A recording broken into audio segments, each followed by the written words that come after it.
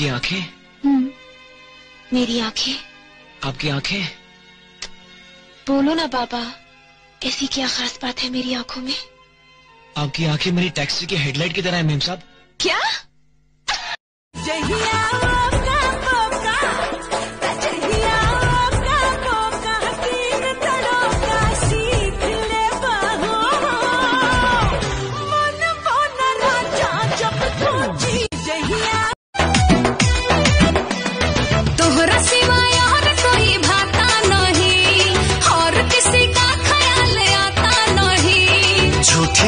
झूठी love you ना झूठी तोहरा सिवाय हर गोरी गोरी कमरी नाल नियर ढोड़ी मरद न मरद हमको न छोड़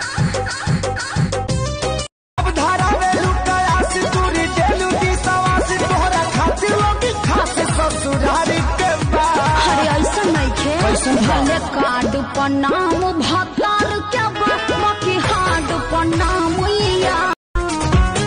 मुझे दर्द दिल का पता न था, मुझे दर्द दिल का पता न था और प्रेम का रोग लगा दिया और प्रेम का रोग लगा। कैसे बताऊं तेरी धड़कनों को बनाया है किसने दीवाना।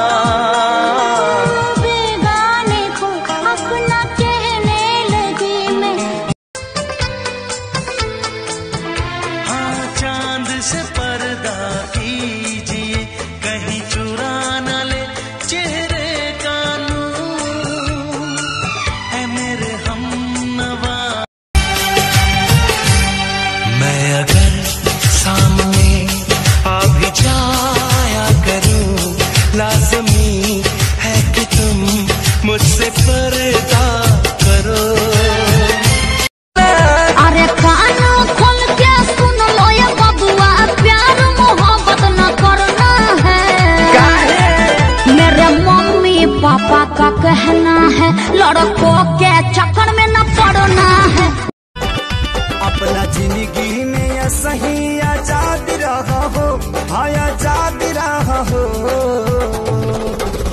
जा जा जा ये सनम अब तू जा जा कलम संगी आबाद रहा। तुम भरोसा करो ना राजा को नाम लेके चलो ना मेरे सोना ना टेंशन दीजिए मेरे मरद मेरे हीरो। शॉपिंग करा दो जानो पिज्जा खिला दो प्यार की निशानी एक चैन बनवा दो जल्दी करते हो हमसे प्यार। एज जहियाले मन करी रहब कुंवारी अरुण बिहारी पवन पेनब न साड़ी। मुहवा पर ही नहीं लाइट ए हो बुची चढ़ी। अब घरे जाई नु चूल्ही में बीड़ी जार के जा। सिलेंडर पर खाना बनावेली आ चूल्ही में बीड़ी जार लो। मुझे कोई बता दे मुझे क्या क्या सैया जी के साथ होता है। पहले बात होता है क्या मुलाकात होता है हाँ। शादी कइला के बाद। एज जहियाले मन करी रहब कुंवारी अरुण बिहारी पवन पेनब न साड़ी। मुहवा पर ही नहीं लाइट ए हो बुची चढ़ी।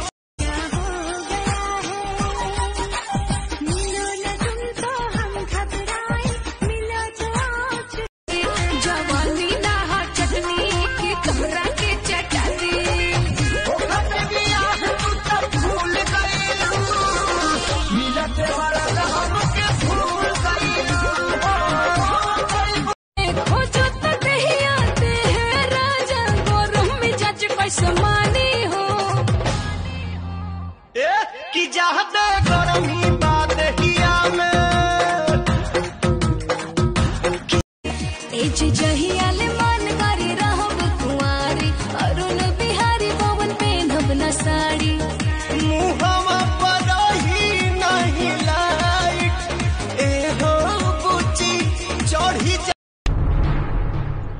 जान मारे लाला काला हंगवा ये गोरी हजो बना डोला बताई मान ला ला ला ला ला